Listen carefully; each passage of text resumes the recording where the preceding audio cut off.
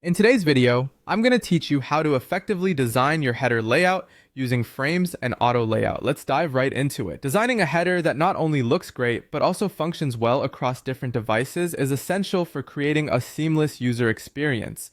This is where using frames and auto layout can be particularly powerful, offering you flexibility and precision in your design process. We begin by setting up your header layout. Picture your header as the topmost compartment of your website or app interface. It's the first thing users see, so you want to make sure it leaves a lasting impression while being functional. Start by using frames to outline the basic structure of your header.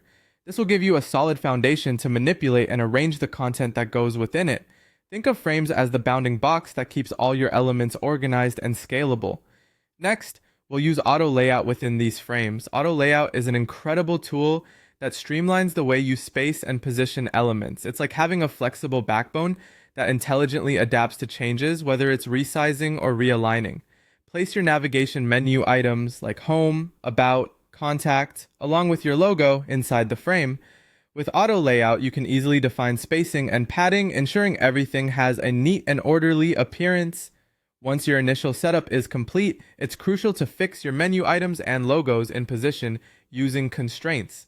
Constraints are specific rules that keep elements in place, allowing them to stay aligned and proportional, regardless of adjustments made to the overall layout. By effectively applying constraints, you ensure that even when the header resizes or moves, your key navigational elements remain exactly where you intend them to be, maintaining consistency and usability.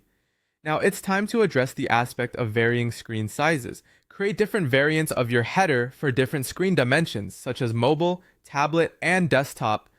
This ensures that your header looks and operates efficiently across various devices. Variants allow you to cater to different user experiences without starting from scratch each time you need to adjust for a particular screen size. You're tailoring the experience while keeping the design cohesive. Finally, test resizing the frame to gauge responsiveness.